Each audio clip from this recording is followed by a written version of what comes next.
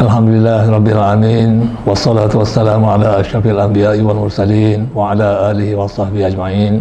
Allahumma rabbi syrah li sadri wa yassir li amri wa hlul 'uqdatam min lisani yafqahu qawli. Allahumma rabbi yassir wa la tu'assir, rabbi tammim lana bil khair bi rahmatika ya arhamar rahimin. Tuan-tuan dan para hadirin yang dirahmati Allah, Assalamualaikum warahmatullahi wabarakatuh. Sekali lagi kita dapat bertemu dalam majlis yang mulia ini. Mudah-mudahan majlis yang diadakan melalui video ini atau melalui online ini akan banyak memberi manfaat kepada kita, terutama dalam bulan Ramadan yang mulia ini. Tuan-tuan dan puan-puan yang dirahmati Allah, alhamdulillah kita masih terus dikurniakan kesehatan dan kesegaran tubuh badan. Bersyukur kepada Allah, alhamdulillah wa syukrulillah, dengan nikmat kesehatan yang Allah kurniakan kepada kita itu mewajarkan kita untuk terus menjalani ibadat puasa dengan mudah.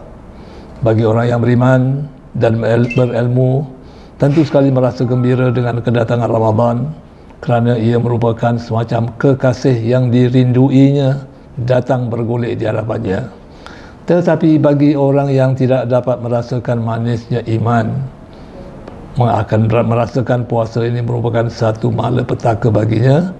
Mudah-mudahan Allah menjauhkan kita dari perasaan tersebut, kerana Rasulullah sallallahu alaihi wasallam pernah menggambarkan daya tarikan dalam ibadah puasa ini dalam salah satu sabdanya yang berbunyi, "Lau ya'lamun nas ma fi hadha asy-syahri minal khairat la tamannau ayyakuna Ramadan as-sanata kullaha," yang bermaksud sekiranya manusia mengetahui kebaikan-kebaikan yang terkandung dalam bulan Ramadan, tentulah mereka mengharap supaya Ramadan berlaku sepanjang tahun. Oleh itu, umat Islam hendaklah mengambil tahu akan pengertian puasa yang sebenar dengan menghadiri tadkirah atau melalui online yang diusahakan oleh beberapa buah masjid. Dengan berbekalkan ilmu, barulah kita akan mengetahui ke arah mana kita berpuasa dan apa yang boleh kita raih dalam bulan puasa ini.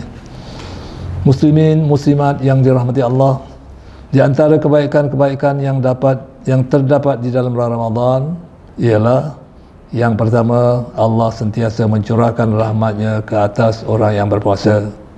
Kita sebagai umat Islam atau sebagai orang beriman memang sentiasa mengharapkan rahmat Allah, kerana dengan rahmat Allah itulah kita dapat menjalankan segala kegiatan harian kita dengan baik dan sempurna. Yang kedua, Allah menganugerahkan maghfirah dan keampunan ke atas orang-orang yang berpuasa. Sebagai manusia, kita tak sunyi daripada buat silap dan salah, walaupun kita selalu dah banyak beristighfar, banyak bertaubat sepanjang hayat kita, tapi kita tidak tahu sama ada istighfar kita, taubat kita diterima oleh Allah atau tidak. Dan inilah masanya kita untuk mendapatkan maghfirah dari Allah, kerana bulan Ramadan bulan yang paling suci dan bulan yang Allah tidak tolak taubat kita dan juga doa kita. Itulah janji Allah kepada orang yang berpuasa, akan dapat pengampunan secara keseluruhan dari Allah SWT yang Maha Pengampun. Tetapi dengan syarat puasa itu mestilah disertai dengan amal-amal soleh yang lain, seperti mendirikan solat tarawih, solat malam, mengeluarkan zakat, sedekah, membaca Al-Quran dan lain-lain lagi. Secara umum, semua orang yang beriman menyedari bahawa Ramadan itu adalah bulan untuk membentuk diri menjadi manusia yang berkualiti, atau dengan lain perkataan, menjadi manusia yang tinggi nilai takwanya kepada Allah SWT.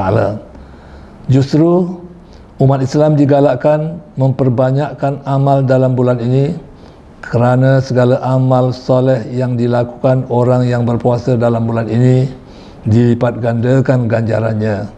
Sebagaimana yang diterangkan oleh Rasulullah sallallahu alaihi wasallam, "Man taqarraba fihi bi khaslatin minal khairi kana kaman adda fariidatan fi ma siwa, wa man adda fariidatan fihi kana kaman adda sab'ina fariidatan fi ma siwa." Yang maksudnya, barang siapa yang mendekatkan dirinya kepada Allah dalam bulan ini dengan satu amalan yang baik, samalah seperti ia menunaikan satu fardu di dalam bulan yang lain.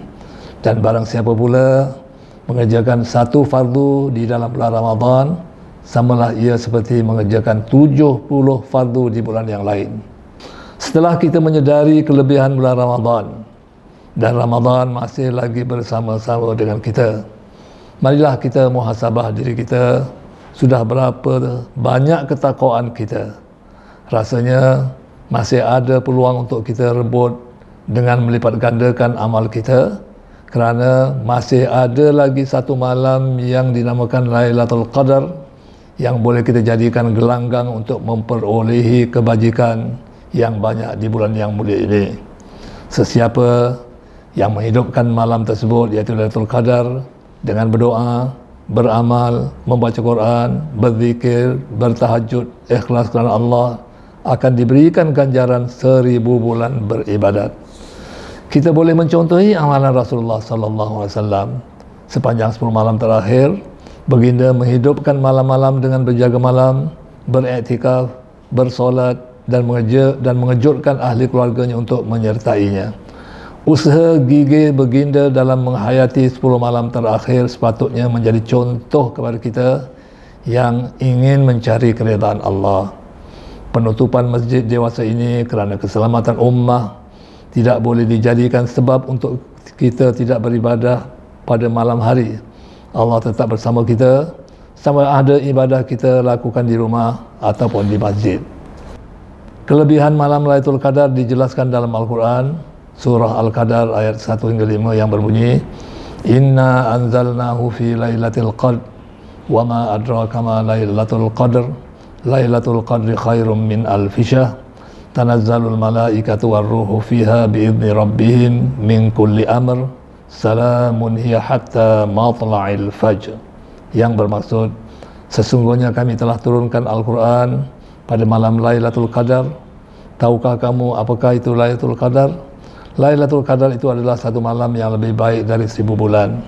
Pada malam itu turun malaikat dan Jibril dengan izin Allah membawa segala perkara. Sejahteralah malam yang berkah itu sehingga terbit fajar. Jika kita ingin berjumpa dengan Lailatul Qadar, bukan hanya mencari dalam 10 malam yang terakhir saja, tapi daripada awal Ramadan, mulakanlah beribadat sepanjang malam sampai akhir Ramadan. Mudah-mudahan daripada 30 malam yang kita beribadat itu, kita akan jumpalah Lailatul Qadar.